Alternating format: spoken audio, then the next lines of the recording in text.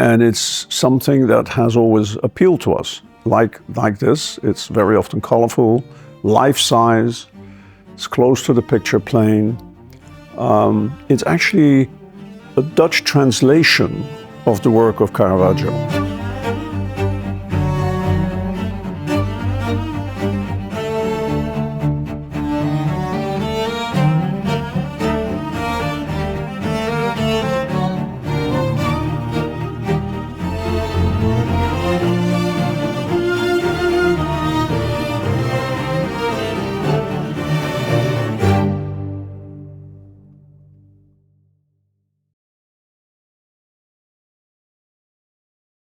We met the dealer, Rob Noordman, for the first time. We didn't know him. We were introduced and we met him in his gallery in January of 1995. He was a businessman, but he was also an art lover. And he had wonderful stories to tell about art. And so that captivated us. And so when we then went around in his gallery and he showed us the paintings and he had a story with each and every painting. And then we came to this painting, and now you take over.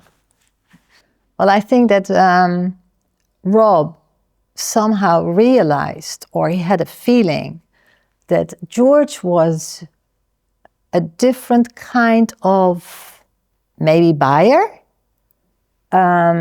You had questions about why is it so important, why is it different? He wanted to know more. So Rob told more stories, and when we came to this painting, I looked at Rob and I asked him if it was real.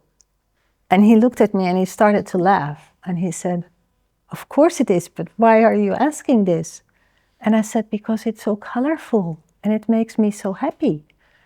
And this was really the first painting that George and I loved.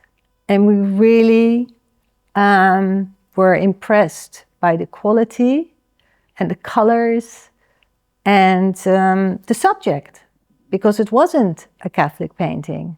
It was a happy couple of friends sitting at a table and drinking wine and having a good time.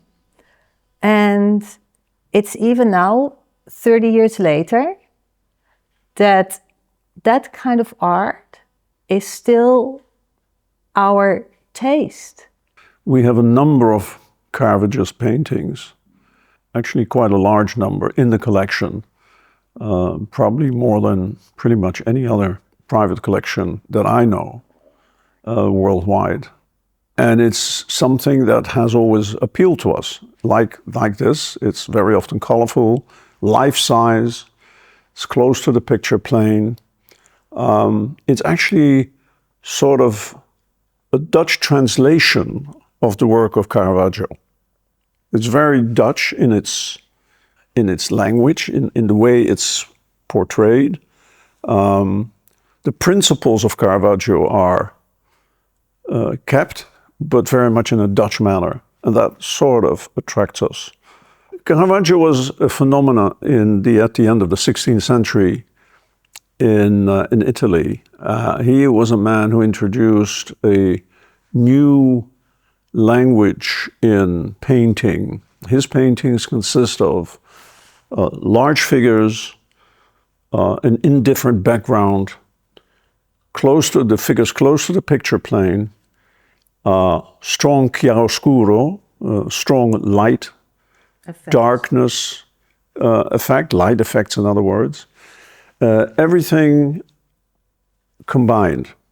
So he would, for instance, and it would have to be realistic in his way, so he wouldn't mind using dirty feet by people showing the soles of their feet in a painting. That was not done in those days. He did it. The point is that Caravaggio was the big renewal spirit at the end, in the last decades of the 16th century in Italy.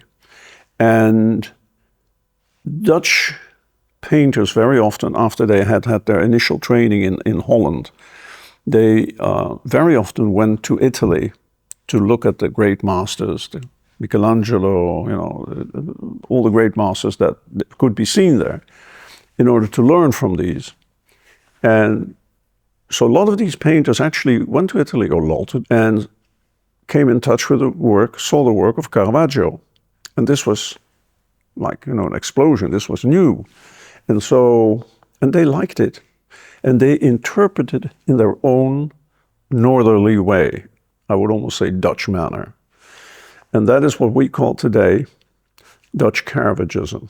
And the most important masters of that art are Ter Bruggen, Hendrik Ter Bruggen, and Gerrit van Honthorst, Dirk van Baburen, and a few others. But those three are Utrecht School and the most well-known names.